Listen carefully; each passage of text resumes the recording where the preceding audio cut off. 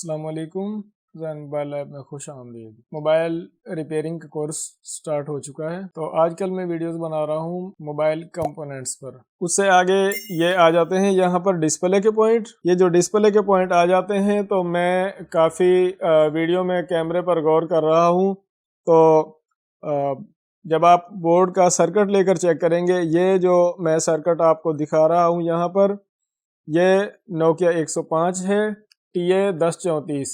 تو یہ TA1034 کے عین مطابق میں چیزیں آپ کو بتا رہا ہوں، لیکن سمجھنے کی کوشش کیا کریں۔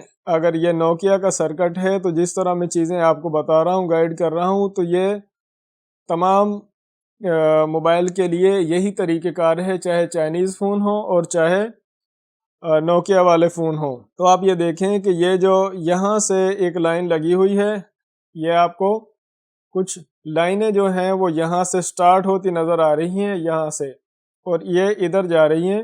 دراصل یہ اس آئی سی میں سے، ان کمپوننٹس میں سے گزر کر یہ لائنیں یہاں سے انٹر ہو رہی ہیں ایل سی ڈی کے لیے۔ یہاں پر آپ دیکھیں کہ یہ ادھر ایل سی ڈی لگانے کے لیے پوائنٹس ہیں، تو یہ پوائنٹ ادھر آؤٹ ہو رہے ہیں، اور ادھر سے یہ پوائنٹ جو ہیں وہ ان ہو رہے ہیں، یہاں سے یہ پوائنٹ جو ہیں وہ ان ہو رہے ہیں۔ جو یہ کمپوننٹس آپ دیکھ رہے ہیں، ان کی اونچائی کچھ زیادہ ہے۔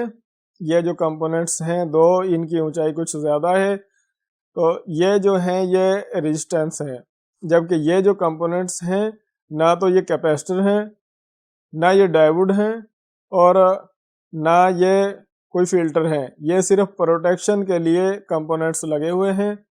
اب یہاں سے آپ دیکھیں، یہ ایک لائن جو ہے وہ اس سائیڈ سے تو آ رہی ہے، لیکن جب دوسری سائیڈ ہے جو وہ گراؤنڈ سے کنیکٹڈ ہے، تو ہم ڈسپلے پوائنٹس کا اگر مسئلہ ہو تو ان کو ریموو تو کر سکتے ہیں، لیکن ان کو ہم جمپر نہیں کر سکتے۔ اگر ہم جمپر کریں گے تو یہ جو پوائنٹ ہے، جو لائن یہ آ رہی ہے، یہ گراؤنڈ ہو جائے گی، جس کا نتیجہ یہ ہوگا یا تو سیٹ آن نہیں ہوگا، اور اگر آن ہو جائے گا تو وائٹ ایل سی ڈی آئے گی، ڈسپلے نہیں آئے گا۔ تو یہ جو ہے آپ یہاں پر دیکھیں کہ یہ لائن یہاں سے ہوتی ہوئی، یہ ایک ڈسٹینس یہ اور ایک یہ ہے، تو ہر لائن میں ایک یہ پروٹیکشن کے لیے کمپوننٹ لگا ہوا ہے، اور دوسری جو یہ ریزسٹنس ہے، اس میں سے گزر کر جو یہ اس لائن کی ویلیو ہے وہ آئی سی تک آ رہی ہے، بلکہ آئی سی سے اس ریزسٹنس میں سے گزر کر ایل سی ڈی کے پوائنٹ کو جا رہی ہے۔ آپ اس طرح سمجھیں۔ تو اگر یہ کمپوننٹس جو ہیں واٹر ڈیمیج فون ہو تو اور وائٹ ایل سی ڈی کا مسئلہ آ رہا ہو تو آپ ان کو ریموو کر دیں، ریپلیس نہ بھی کریں تب بھی کام چل جائے گا، صرف ان دونوں کو ریموو کر دیں، اور یہ جو ریزسٹنس ہیں ان کو آپ جمپر کر دیں۔ ان کو جمپر کرنے سے کچھ نقصان نہیں ہوگا، آپ کا موبائل ورکنگ فائن ہو جائے گا، صحیح کام کرے گا۔ یہ بیسیکلی پروٹیکشن کے لیے لگائی جاتی ہیں۔ اب پروٹیکشن کیا ہے؟ دونوں طرف سے پروٹیکشن ہے۔ اگر آپ یہ آئی سی ریپلیس کر رہے ہیں اور کہیں ایسا ہو جائے کہ آئی سی لگاتے وقت جو یہ لائنیں ہیں، ان کے جو پوائنٹس ہیں ان میں پازیٹیو کی ویلیوز آ جائے جو کہ ایل سی ڈی کے لیے نقصان دہ ہو، تو یہ اس کو برداشت کریں گی، جو یہ یہاں پر رجسٹر لگی ہوئی ہیں، اور ایل سی ڈی کی پروٹیکشن ہو جائے گی۔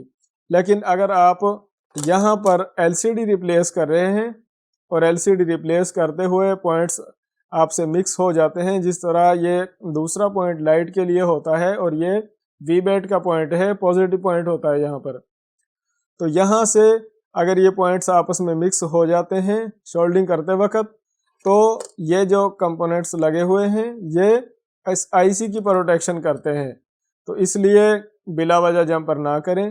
جب کوئی فالٹ آ جائے یا موبائل واٹر ڈیمیج ہو تو آپ جمپر کر سکتے ہیں۔ اب یہ دیکھیں، یہاں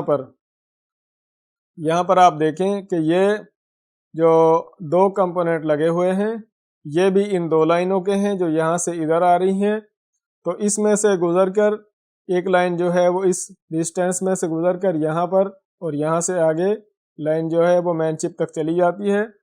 اسی طرح یہ جو دوسری لائن ہے، یہاں سے یہ جو کمپوننٹ لگا ہوا ہے، اس کے ایک سائیڈ سے گزر کر اس ریزسٹنس میں سے لائن ادھر آ جاتی ہے، اور اسی طرح یہ جو کمپوننٹ لگا ہوا ہے، اس میں سے ایک سائیڈ سے ادھر سے گزر کر، اور یہ جو لائن ہے وہ اس डिस्टेंस में से गुजर कर इस तरह यहाँ से होती हुई इस मेन चिप में चली जाती है। तो रिमूव करने के लिए जो कंपोनेंट्स हैं वो है 1, 2, 3, 4 और 5।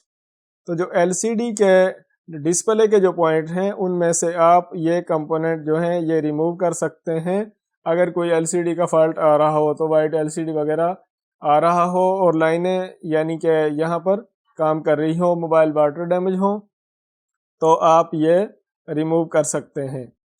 इससे आगे ये जो 1, 2, 3, 4 और 5 ये जो कंपोनेंट हैं यानी कि ये जो रेजिस्टेंस हैं इनको आप जैम्पर कर सकते हैं। इनको जैम्पर करने से जो है वो कोई नुकसान नहीं है, बल्कि मोबाइल जो है वो अगर लाइन ब्रेक का मसला था या पॉइंट बंद था तो पॉइंट बहाल हो जाएगा जैम्पर करने से और मोबाइल जो है वो LCD से कनेक्ट हो जाएगा, काम करना शुरू कर देगा।